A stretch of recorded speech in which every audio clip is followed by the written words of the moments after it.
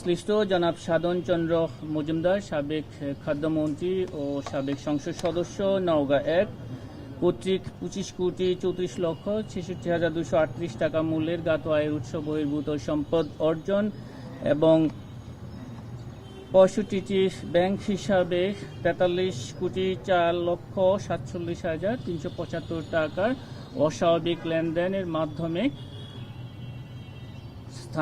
রূপান্তর হস্তান্তরের মাধ্যমে মানি লন্ডারিং অপরাধে দুর্নীতি দমন কমিশন আইন 2004-এর 27(1) ধারা, দুর্নীতি প্রতিরোধ আইন 1947-এর 5(2) ধারা এবং মানি লন্ডারিং প্রতিরোধ আইন 2012-এর 4(3) এবং 4(2) দ্বারা একটি মামলা রুজুর সিদ্ধান্ত গৃহীত হয়েছে এবং ইতিমধ্যে মামলা রুজু করা হয়েছে। মামলা নাম্বার 21 তারিখ 19/12/2024।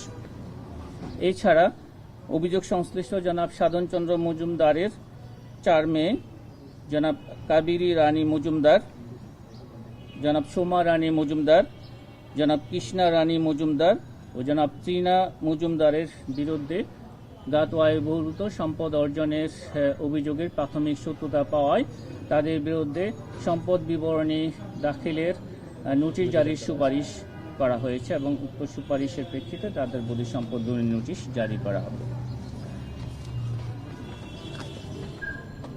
আমরা পরেরটাতে যাই। ইসলামী ব্যাংক বাংলাদেশ লিমিটেড চাকতাই শাখা চট্টগ্রাম হতে মেসার্স মুরাদ এন্টারপ্রাইজের নামে 1092.46 কোটি টাকা ঋণ দেখিয়ে তা আত্মসাৎ এবং মানি লন্ডারিং এর অপরাধে আলোচিত ব্যবসায়ী এস আলমের ছেলে এবং ইসলামী ব্যাংকের সাবেক চেয়ারম্যান আহসানুল আলম, বর্তমান এমডি মোহাম্মদ মনিরুল মাওলা সহ পরিচালনা পর্ষদের 14 জন এবং এস আলমের 2 ভাই জনাব শহীদুল আলম এবং মোহাম্মদ রাশেদুল আলমের বিরুদ্ধে আজ একটি মামলা রুজু হয়েছে। মামলা নাম্বার 32 তারিখ 19/12/2024। এই মামলায় আসামির সংখ্যা হচ্ছে 58 জন।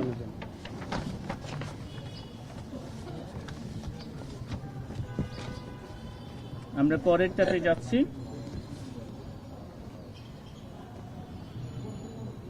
জনাব জেসমিন প্রধান, যিনি জনাব মোহাম্মদ শহীদুল ইসলাম, সাবেক মাননীয় সংসদ সদস্য, লক্ষ্মীপুর 2-এর শালিকা, জনাব মোহাম্মদ শহীদুল ইসলাম, সংসদ সদস্য, লক্ষ্মীপুর 2, জনাব সেলিনা ইসলাম, সাবেক সংসদ সদস্য, সংরক্ষিত মহিলা আসন 49, ওয়াফা ইসলাম, পিতা জনাব মোহাম্মদ শহীদুল ইসলাম এর কর্তৃক জ্ঞাত আয় বহির্ভূত সম্পদ অর্জনের অভিযোগে জ্ঞাত আয় বহির্ভূত সম্পদের পরিমাণ 10,97,08,032 টাকা এবং মানি লন্ডারিং এর অপরাধে দুর্নীতি দমন কমিশন আইন 2004-এর 27(1) এবং দণ্ডবিধির 109 ধারায় চার্জশিটের সিদ্ধান্ত গৃহীত হয়েছে। এজাহার নামীয় আসামিদের ব্যাংক হিসাবে 25,23,65,000 টাকার ঋণ সুবিধা নিয়ে পারস্পরিক যোগসাজশে উক্ত অর্থ আত্মসাতের সহ 8টি ব্যাংক হিসাবে জুন 2012 হতে জুন 2020-এর মধ্যে প্রায় 312,28,48,000 টাকার লেনদেনের অভিযোগ প্রমাণিত হয়। এই মামলায় চার্জশিটের অনুমোদন প্রদান করা হয়েছে।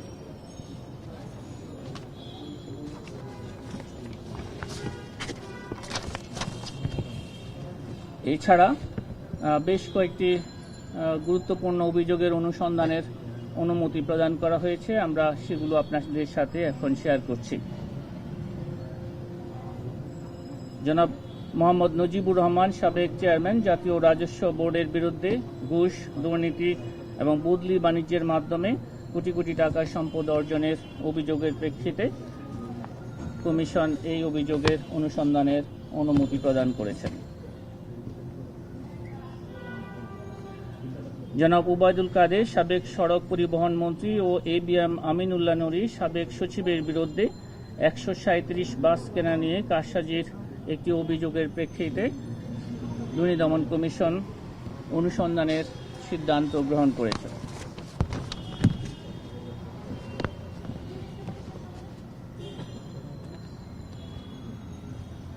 অভিযোগ সংশ্লিষ্ট জনাব সাইফুল আলম, সাবেক যুগ্ম কর কমিশনার, বর্তমানে অতিরিক্ত কর কমিশনার, জনাব AKM শামসুজ্জামান, যুগ্ম কর কমিশনার, জনাব মোহাম্মদ আমিনুল ইসলাম, সহকারী কর কমিশনারের বিরুদ্ধে পরস্পর যোগসাজশী কর অঞ্চল চট্টগ্রাম 2-এর করদাতা জনাব মোহাম্মদ সাইফুল আলমের 2 পুত্র জনাব আশরাফুল আলম এবং জনাব আসাদুল আলমের অপ্রদর্শিত 500 কোটি টাকার সম্পদ অবৈধভাবে জালিয়াতির মাধ্যমে বৈধতা প্রদান করে রাষ্ট্রের 75 কোটি টাকা রাজস্ব ফাঁকি দেওয়ার অভিযোগের বিষয়ে অনুসন্ধানের সিদ্ধান্ত গৃহীত হয়েছে। জনাব ইলিয়াস উদ্দিন মোল্লা, প্রাক্তন সংসদ সদস্য, ঢাকা 16-এর বিরুদ্ধে দুদকে দাখিলকৃত অভিযোগের প্রেক্ষিতে এই বিষয়েও অনুসন্ধানের সিদ্ধান্ত গৃহীত হয়েছে। জনাব সালমান এফ রহমান, সাবেক চেয়ারম্যান, এবং জনাব শাহ আলম সারওয়ার, সাবেক MD, IFIC ব্যাংক PLCর বিরুদ্ধে ক্ষমতার অপব্যবহার, বিভিন্ন অনিয়ম ও দুর্নীতি সহ যথাযথ ঋণ প্রদান প্রক্রিয়া এবং ঋণ নিয়মাচার না মেনে জালিয়াতির মাধ্যমে উক্ত ব্যাংকের গুলশান শাখার blue Moon Trading Limited, Axis বাণিজ্য বিজনেস লিমিটেড এবং প্রিন্সিপাল শাখার গ্রাহক Everest Enterprise, Glowing Construction and engineering limited, vista International limited এবং স্কাই মার্ক ইন্টারন্যাশনাল লিমিটেডের অনুকূলে 1907 কোটি টাকা ঋণ মঞ্জুর ও বিতরণ দেখিয়ে আত্মসাতের অভিযোগ ও অনুসন্ধানের সিদ্ধান্ত গৃহীত হয়েছে।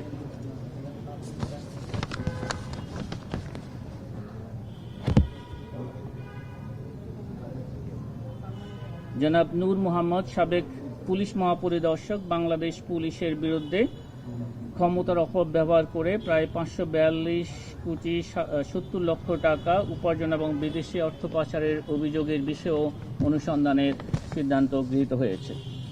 আপনাদের সকলকে অনেক ধন্যবাদ।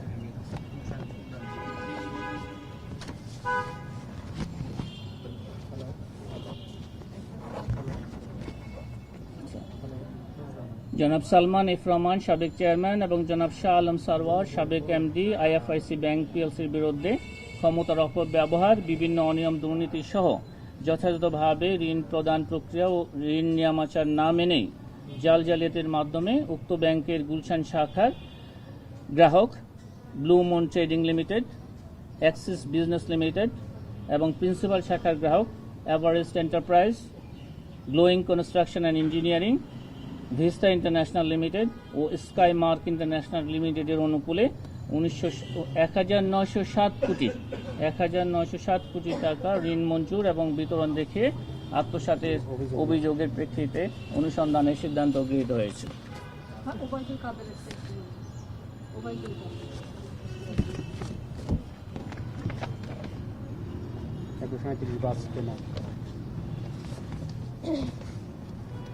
জনাব ওবায়দুল কাদের, সাবেক সড়ক পরিবহন মন্ত্রী, এবং ABM আমিনুল্লাহ নুরী, সাবেক সচিবের বিরুদ্ধে 137 বাস কেনা নিয়ে কারসাজির অভিযোগটি দুর্নীতি দমন কমিশন কর্তৃক অনুসন্ধানের সিদ্ধান্ত গৃহীত হয়েছে।